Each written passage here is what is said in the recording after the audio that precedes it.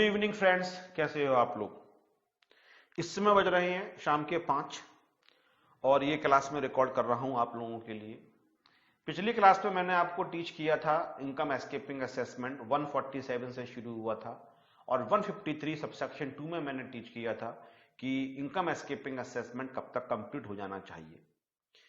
अब मैं आपको कुछ ऐसे क्वेश्चंस करवाऊंगा जो आपके एग्जाम में आए हुए हैं, कुछ जो आपके अर्लियर एग्जाम्स थे, लेकिन उससे पहले मैं आपको करवाना चाहता हूं प्रोटेक्टिव असेसमेंट। प्रोटेक्टिव असेसमेंट क्या होता है, इसको एक एग्जाम्पल की हेल्प से समझो तो आपको ज्यादा समझ में आएगा।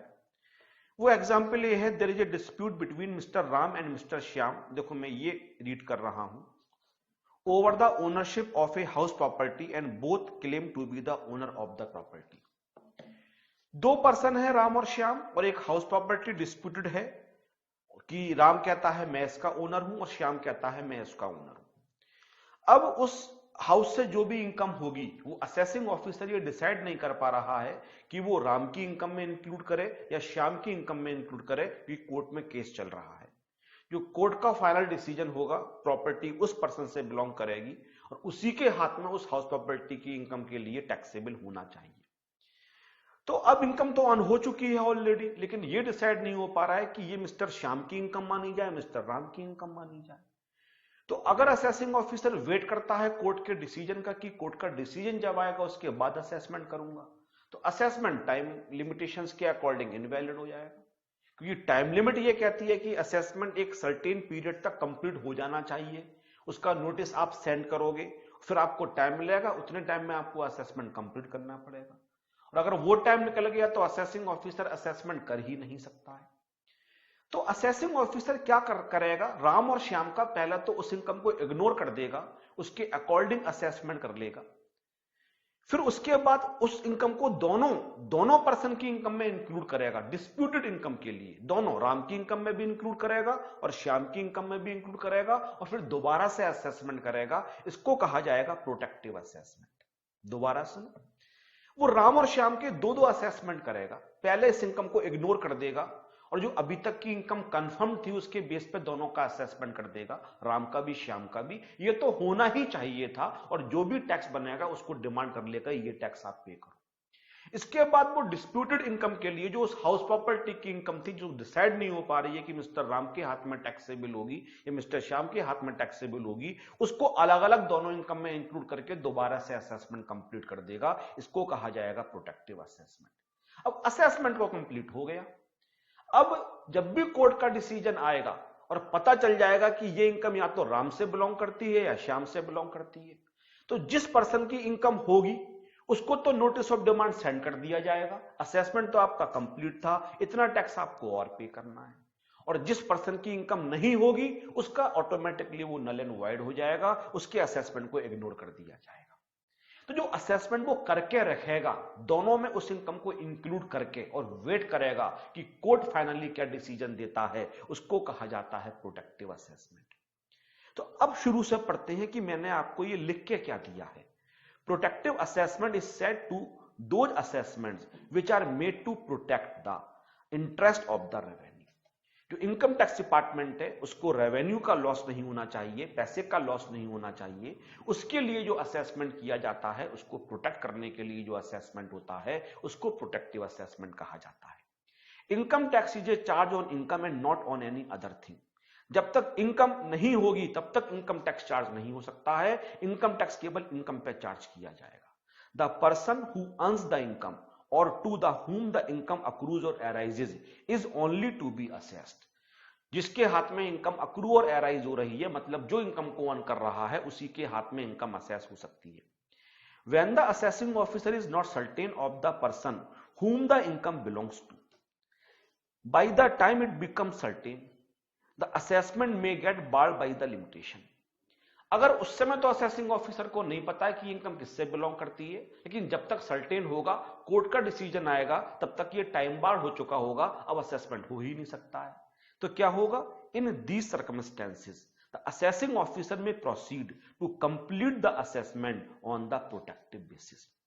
सर इसमें आपने कोई सेक्शन नहीं दे रखा है, ये इनकम टैक्स के किसी सेक्शन में नहीं लिखा हुआ है। जो ऑलरेडी डिसाइडेड केसेस हैं उसके बेस पे किया जाता है protective assessment.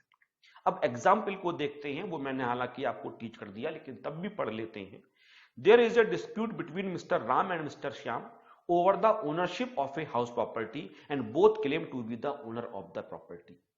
Now assessing officer can make a protective assessment.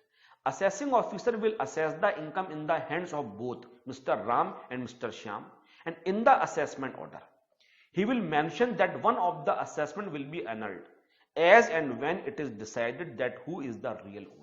और जब ये डिसाइड हो जाएगा कौन रियल ओनर है तो एक असेसमेंट अनल्ड हो जाएगा, दूसरा वैलिड रहेगा, जिससे कि डिमांड नोटिस भेजा जाएगा कि आप इतना टैक्स और पे करो।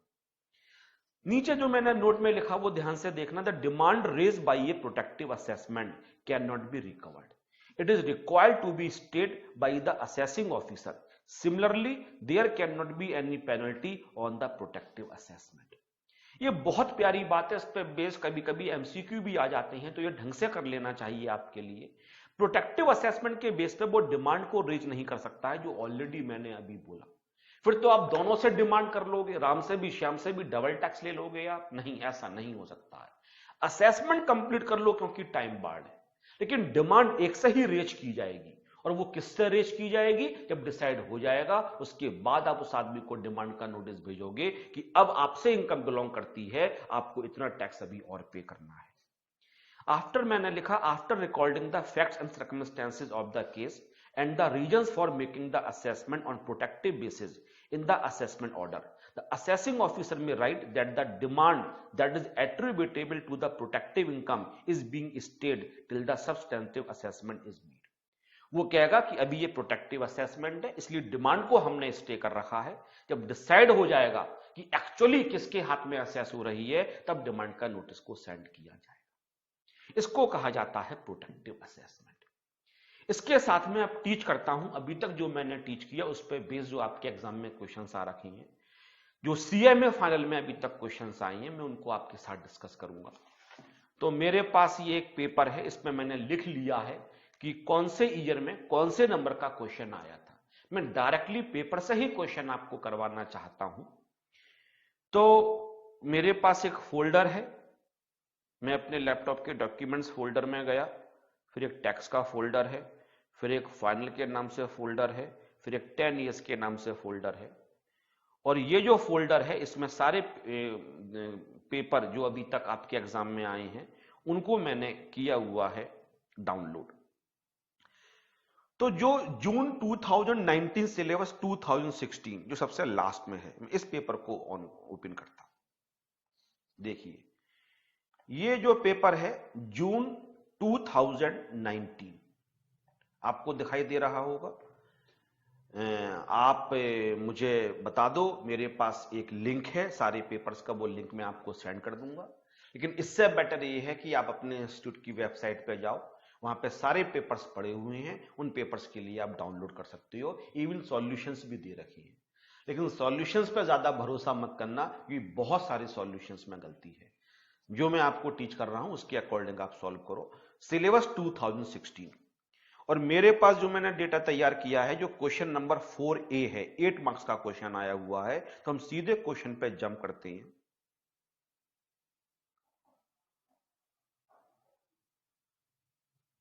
फोर ए, इसको अब साइड में रख देते हैं। 4A देखो ये क्वेश्चन जो है और 8 मार्क्स का क्वेश्चन है।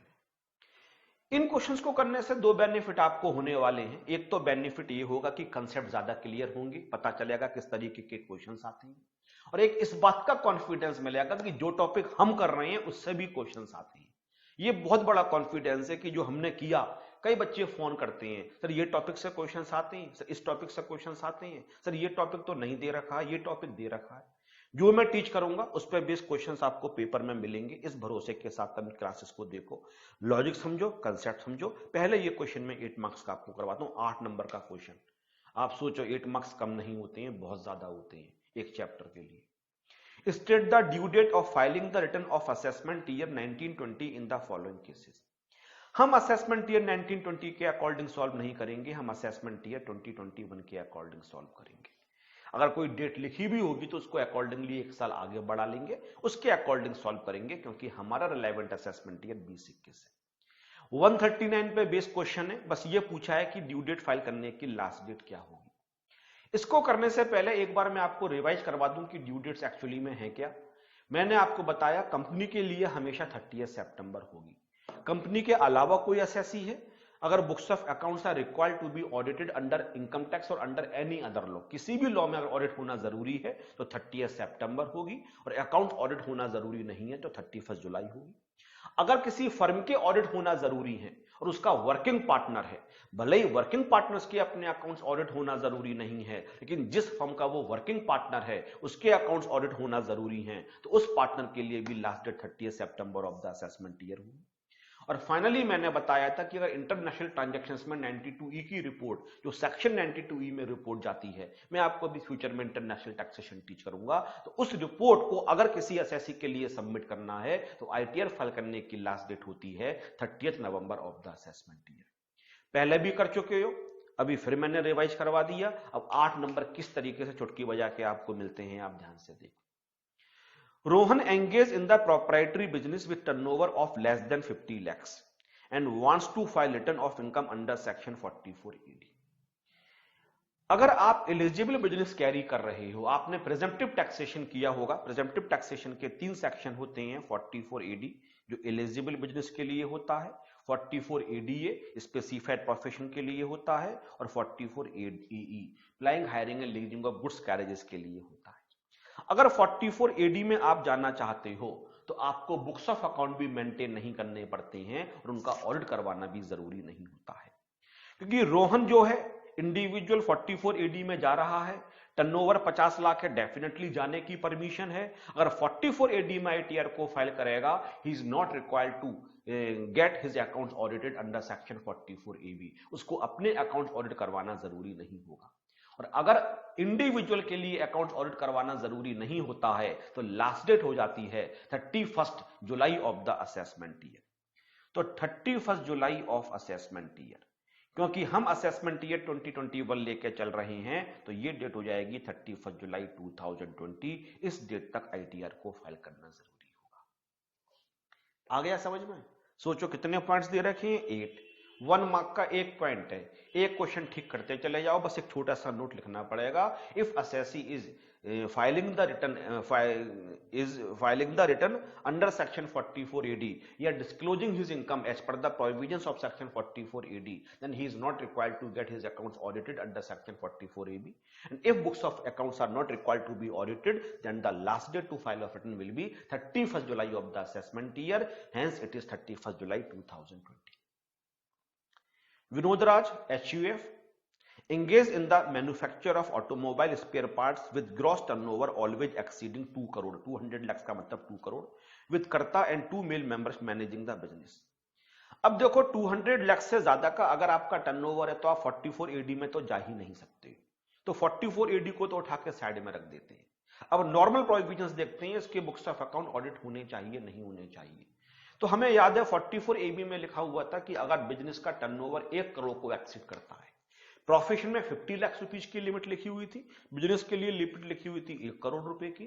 अगर आपके बिजनेस का टर्नओवर 1 करोड़ से ज्यादा का है, मतलब 100 लाख से ज्यादा का है, तो आपको अपने बुक्स ऑफ अकाउंट ऑडिट करवाना जरूरी होता है, क्योंकि HUF का जो टर्नओवर है वो 2 करोड़ से ज्यादा का है, तो HUF is required to get its accounts audited under section 44AB।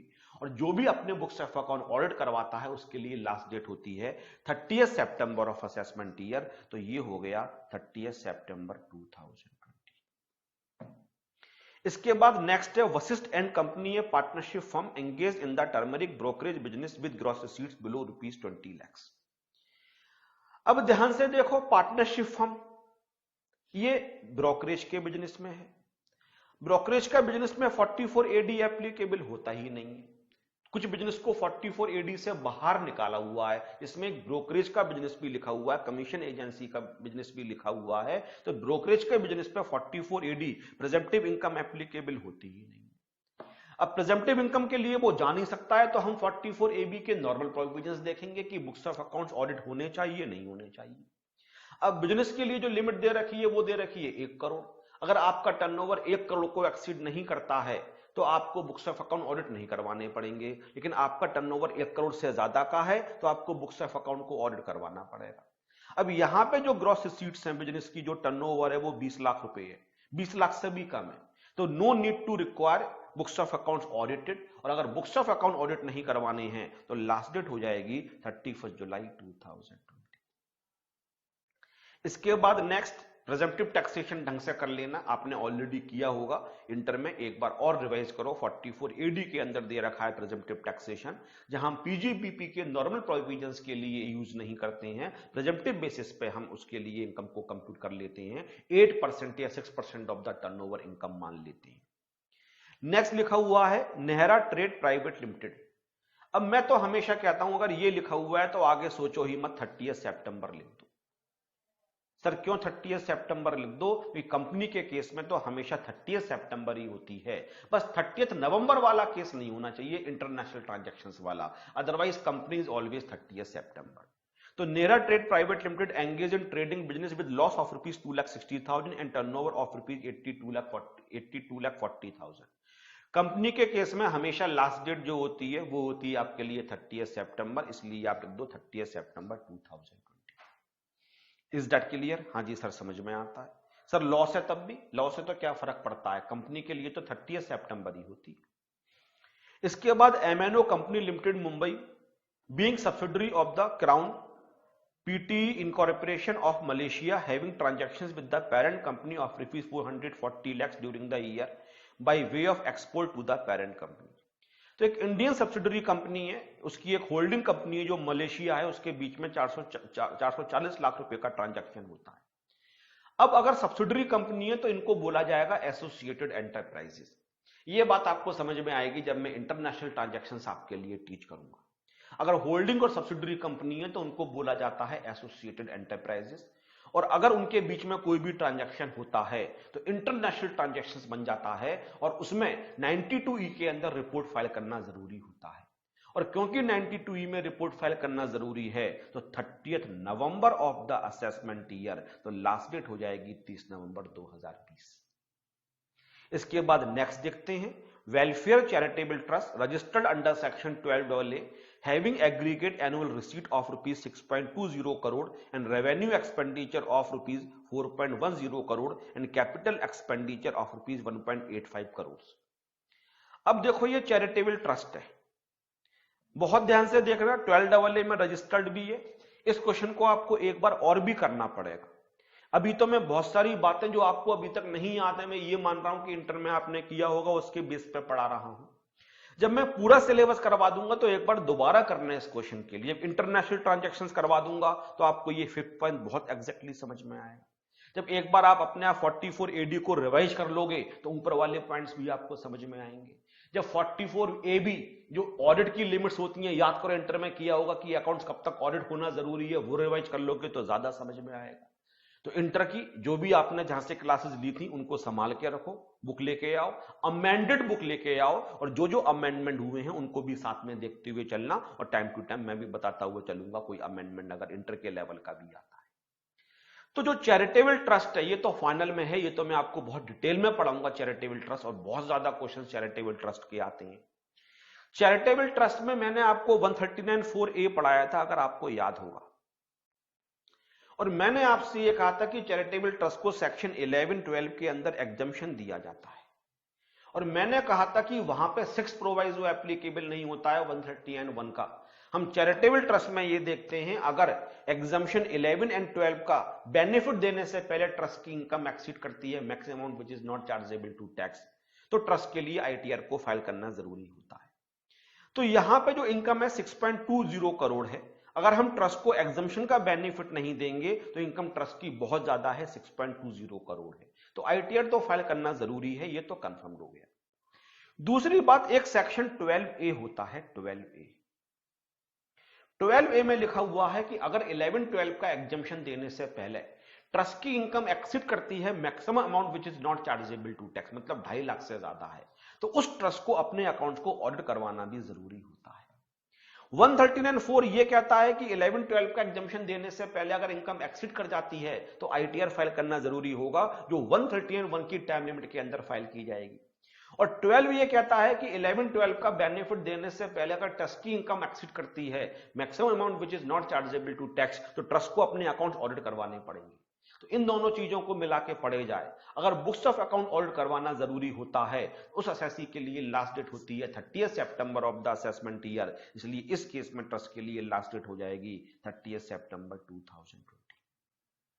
इसके बाद 7th पॉइंट तो आप इजीली कर ही लोगे। Raghu working partner of Raghu associates with working partner salary of ₹1 lakh per month and books of account of Raghu associates is liable for tax audit under section 44AB।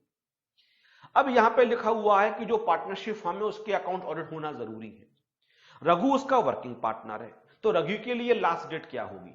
तो मैंने कहा था कि अगर किसी पार्टनरशिप फर्म के अकाउंट ऑडिट होना जरूरी है, उसका वर्किंग पार्टनर है, वर्किंग पार्टनर्स के अपने अकाउंट ऑडिट होना जरूरी नहीं है, लेकिन क्योंकि उसका असेसमेंट फर्म के असेसमेंट से जुड़ा हुआ है, तो क्योंकि फर्म के लिए लास्ट डेट हो जाएगी 30 सितंबर, क्योंकि फर्म के अकाउंट ऑडिट हो रहे हैं, तो वर्किंग पार्टनर के लिए भी लास्ट डेट हो जाएगी 30 सितंबर। याद करो, एग्जैक्टली मैंने ये वाला पॉइंट आपको पढ़ाया था कि फर्म्स के अकाउंट ऑडिट होना जरूरी है, तो फर्म के लिए 30 सितंबर ऑफ असेसमेंट ईयर, इसलिए वर्किंग पार्टनर के लिए भी हो जाएगी 30 सितंबर of assessment year, that is 30/09-2020। इसके बाद आखिरी है doctor Ravi an orthopaedic surgeon with aggregate annual receipt from profession of ₹24 lakhs and maintaining books of account with income profession of ₹11,40,000। अब अगर स्पेसिफाइड प्रोफेशन, इसके अंदर मेडिकल प्रोफेशन आता है, ये केस बन गया 44AD का, प्रिजम्पटिव इनकम का प्रोफेशन का। आप याद करो, अगर 50 लाख से ज्यादा का टर्नओवर नहीं है तो आप प्रिजम्पटिव टैक्सेशन में जा सकते हो। जो भी ग्रॉस रिसीट्स हैं उसका 50% कम से कम आपको अपनी इनकम को डिस्क्लोज करना पड़ेगा। अगर आप प्रिजम्पटिव टैक्सेशन में चले जाते हो तो बुक्स ऑफ अकाउंट को ऑडिट करवाने की जरूरत नहीं है। लेकिन इस क्वेश्चन में यह दे रखा है कि वो 24 लाख से अपनी इनकम जो निकल के आएगी 44AD में, कम से कम वो 12 लाख आनी चाहिए, क्योंकि 50%, लेकिन वो डिस्क्लोज कर रहा है 11,40,000। अगर आप प्रिजम्पटिव टैक्सेशन के अकॉर्डिंग जो आपकी इनकम है उससे कम इनकम डिस्क्लोज करना चाहते हो, तो आपको बुक्स ऑफ अकाउंट को ऑडिट करवाना पड़ेगा 44AB के अंदर। अगर इस एग्जाम्पल में वो 12 लाख या 12 लाख से ज्यादा इनकम को डिस्क्लोज करता तो बुक्स ऑफ अकाउंट ऑडिट करवाना जरूरी नहीं होता और लास्ट डेट हो जाती 31 जुलाई। लेकिन अगर आप प्रिजम्पटिव टैक्सेशन के अकॉर्डिंग जो आपकी इनकम निकल के आ रही है 50% ऑफ द ग्रॉस रिसीट्स, उससे कम इनकम को डिस्क्लोज कर रहे हो, then assessee is required to get his books of account audited under section 44AB। और अगर आपके अकाउंट 44AB में ऑडिट होना जरूरी है तो उस केस में आपके लिए अपने बुक्स ऑफ अकाउंट ऑडिट हो रहे हैं तो लास्ट डेट आपके लिए 30 सितंबर हो जाएगी। तो इस केस में आंसर आ जाएगा 30 सितंबर 2020। तो इस तरीके के क्वेश्चंस आते हैं। मैं हमेशा बच्चों से कहता हूं, बच्चे मुझे कई बार मैसेज करते हैं, सर सैलरी आना क्या जरूरी है? मैं कहता हूं जो पढ़ लिया वो तो आना ही चाहिए। इंटर पढ़ाया ही इसलिए गया था कि इंटर में जो यूज होगा वो फाइनल में आपका यूज किया जाएगा। आप बचपन में ABCD सीखते हो, उसके बाद आप उससे वर्ड्स बनाना सीखते हो, सेंटेंसेस सीखते हो, तो क्या ABCD भूल जाते हो? बचपन में आपको टेबल याद करवाई जाती है, इसकी हेल्प से आप कैलकुलेशंस करना सीखते हो। जब कैलकुलेशन करना आ जाती है तो क्या टेबल को आप भूल जाते हो? हर पिछली चीज का आगे वाली क्लासेस में यूज तो होता ही है।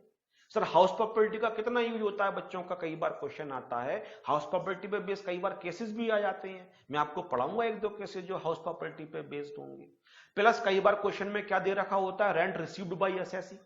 अब कम से कम इतना तो पता होना चाहिए कि अगर रेंट रिसीव्ड है तो वो इनकम नहीं मानी जाएगी, उसको GAV माना जाएगा, उसमें से स्टैंड डिडक्शन 30% माइनस करेंगे, उसको बोला जाएगा income from house property.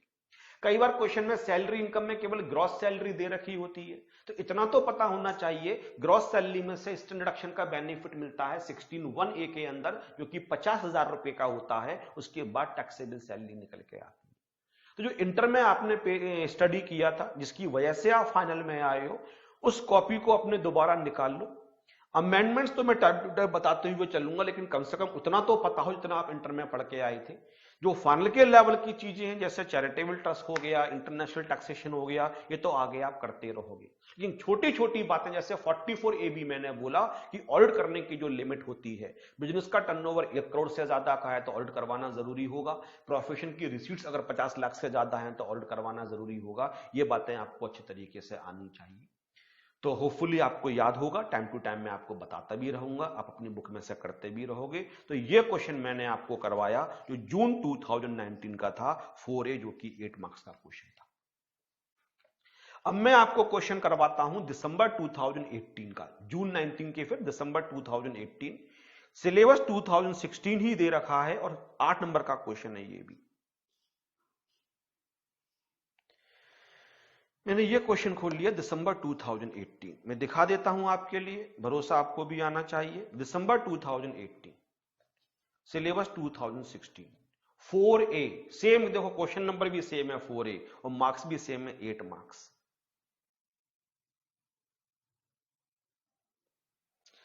Question सारे कराए हुए आएंगे पेपर में, आप कितनी मेहनत करते हो आप डिसाइड करो। 4A। अब ये क्वेश्चन दे रखा है, इसमें टोटल 4 पार्ट हैं, 2-2 नंबर के हैं, 8 मार्क्स का। Answer the following with reference to the assessment and reassessment procedure. Reassessment का मतलब हो गया कहीं ना कहीं इनकम एस्केपिंग असेसमेंट की बात भी ये लोग कर रहे हैं, और अगर इनकम एस्केपिंग असेसमेंट की बात कर रहे हैं तो आपको मजा आ जाएगा, क्योंकि बहुत ही अच्छा क्वेश्चन डिजाइन होगा। एक आध तो मिलना चाहिए, देखते हैं। Answer the following with reference to the assessment and reassessment provisions. Mr. Bharadwaj, age 50, returned to India in April 2016 after remaining outside India for 22 years. He continued to hold a bank account outside India during the financial year 17-18. In September 2018, the assessing officer wants to issue a notice under Section 148 for the assessment year 0506 in order to tax a vacant land purchased outside India out of income chargeable to tax in India, and which escaped assessment previously. Is the issue of notice valid in law? तो India से बाहर कोई asset अगर located होती है, उसके respect में notice भेजने के लिए जो टाइम पीरियड 149 में दे रखा है, 16 years from the end of the relevant assessment year. तो इसमें लिखा हुआ है कि जो असेसमेंट ईयर 0506 था, उसके रेस्पेक्ट में नोटिस भेजना है, और वो सितंबर 18 में भेजना चाहता है। इसी डेट के अकॉर्डिंग कर लेते हैं, क्या फर्क पड़ता है। सितंबर 18 को भेजना चाहता है,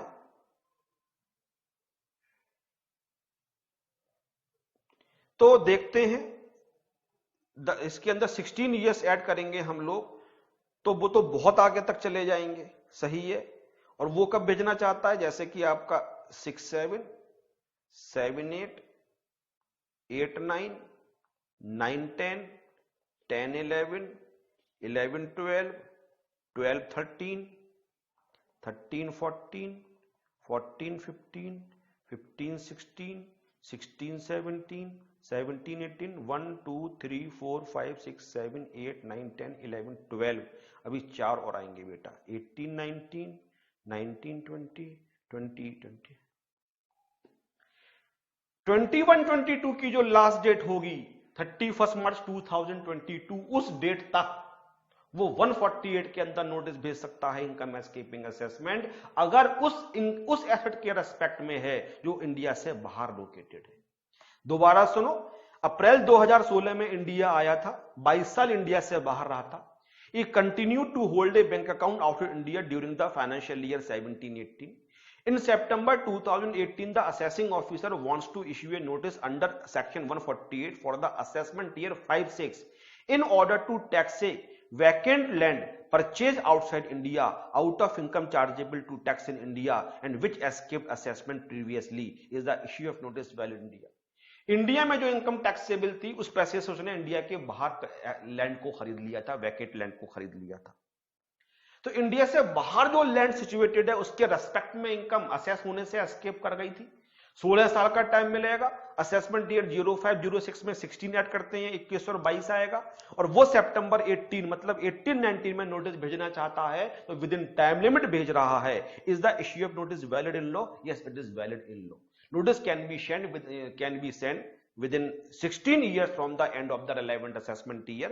It means he can send the notice till 31st March 2022.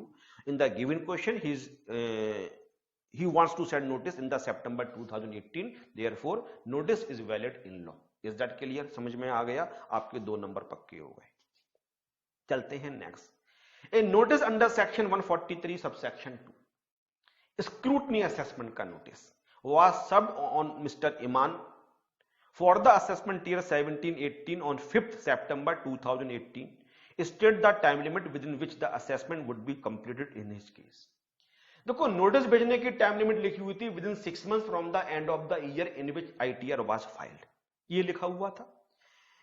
Assessment year 17-18 में सपोज करते हैं उसने आईटीआर को फाइल कर दिया था, तो नोटिस भेजने के लिए टाइम लिमिट हो जाएगी इसके एंड से 6 months और इसके एंड से जो 17-18 असेसमेंट ईयर है इसमें अगर आईटीआर को फाइल किया गया था तो 6 months की डेट हो जाएगी 30 सितंबर 2018। नोटिस भेजा गया है 5 सितंबर 2018, तो नोटिस तो वैलिड है। अब असेसमेंट कब तक कंप्लीट हो जाना चाहिए? मैंने कहा था जो करंट डेट चल रही है उसके हिसाब से 12 months from the end of the assessment year. Assessment year से 12 महीने के अंदर कंप्लीट हो जाना चाहिए। असेसमेंट 17-18 है, इसमें 12 महीने ऐड करेंगे तो लास्ट डेट आ जाएगी 31 मार्च 2019। हमारे एग्जाम में क्वेश्चन आएगा तो एक साल आगे बढ़ के आएगा, लेकिन हम इसी के अकॉर्डिंग सॉल्व कर रहे हैं। तो अगर ये डेट्स के हिसाब से हम निकालें with in 12 months from the end of the relevant assessment year, तो असेसमेंट ईयर क्योंकि 17-18 है इसमें 12 महीने ऐड करोगे तो 18-19 की आखिरी डेट 31 मार्च 2019, इस डेट तक असेसमेंट कंप्लीट हो जाना चाहिए। तो क्या आंसर लिखोगे? Scrutiny assessment under section 143 subsection 3 must be completed within 12 months from the end of the relevant assessment year, जिस ईयर का असेसमेंट आपको करना है। ये बात 153 सबसेक्शन 1 में टाइम लिमिट दे रखा है। Hence assessment must be completed till 31 मार्च 2019। अगर इतना लिख के आते हो तो खुश होके वो 2 में 2.25 नंबर देगा, 2.25 नंबर आपके लिए नहीं देगा। के अंदर joint commissioner issue directions to the assessing officer for completion of assessment in a particular case is such direction binding on the assessing officer। देखो जो मैंने आपको दिया था, नोट्स मैंने आपको दिए थे, इसमें एक पढ़ लेना आप और मुझे खुद आंसर लिख के भेजना। मैंने एक टॉपिक बीच में रीड नहीं किया था, मैंने कहा था थोड़ा बहुत आप खुद भी पढ़ोगे। क्या लिखा हुआ है? Powers of the joint commissioner to issue directions in certain cases. Joint commissioner के पास पावर होती है कि वो कुछ केस में डायरेक्शंस इश्यू कर सकता है असेसिंग ऑफिसर के लिए। तो जो ये वाला क्वेश्चन है इसका आंसर आपको यहां मिलेगा। तो बीच में 1-2 टॉपिक्स ऐसे हैं जो छोटे छोटे से टॉपिक हैं, अगर कभी मिस हो रहे हैं उनको आप खुद पढ़ते हुए चलना, आपको जवाब मिलेगा। आप मुझे जवाब लिख के भेजो, खुद पढ़ने के बाद कि क्या आंसर होना चाहिए, मैं आपको बताऊंगा आपने सही तरीके से पढ़ा था या सही तरीके से नहीं पढ़ा था। इसके बाद करते हैं लास्ट, ये एक्चुअली में रेक्टिफिकेशन ऑफ मिस्टेक पे बेस्ड है 154, जो अभी मैंने आपको टीच नहीं किया है। मैंने अभी आपको 153 तक टीच किया है और ये वाला क्वेश्चन 154 पे बेस्ड है, रेक्टिफिकेशन ऑफ मिस्टेक 154। मैं प्रॉमिस कर रहा हूं जब मैं आपको ये टीच कर दूंगा तो ये वाला क्वेश्चन मैं आपको दोबारा करवाऊंगा, लेकिन स्टार्टिंग के 2 क्वेश्चन से आपको समझ में आ गया होगा किस तरीके के क्वेश्चन हमसे एग्जाम में पूछे जाते हैं। तो अब आपकी ड्यूटी क्या है? मैंने 2 क्वेश्चंस करके दिखा दिए, 8 क्वेश्चंस वो थे जो 8 पार्ट्स थे, 2 मैंने यहां करके दिखा दिए, 1 मैंने होमवर्क में आपको दे दिया। जितने भी क्वेश्चंस अभी तक आए हैं इससे रिलेटेड 131 से लेके 153 सबसेक्शन 2 तक, मतलब फाइलिंग ऑफ रिटर्न से रिलेटेड, प्रोसेसिंग से रिलेटेड, स्क्रूटनी से रिलेटेड, बीजीए से रिलेटेड, इनकम एस्केपिंग असेसमेंट से रिलेटेड। अब आपकी ड्यूटी है, आपके पास 10 ईयर्स है, आप सारे क्वेश्चंस को सॉल्व करो अमेंडमेंट के साथ। जो उस समय के आंसर्स थे वो मत देखो, अगर ये क्वेश्चन हमारे ईयर के अकॉर्डिंग सॉल्व किया जाए तो लास्ट डेट क्या होगी ये आपको मुझे बताना है।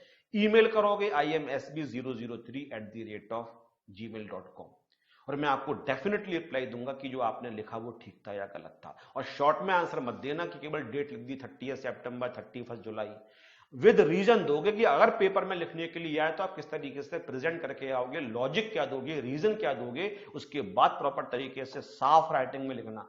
राइटिंग आप लोगों की सुभान अल्लाह होती है, कभी कभी समझ में नहीं आता क्या कहना चाहते हैं। अच्छी राइटिंग में लिखो, ईमेल करो, मैं डेफिनेटली आपको जवाब दूंगा और नेक्स्ट क्लास में कोई बहुत शानदार टॉपिक मैं आपके लिए टीच करूंगा। Thank you very much.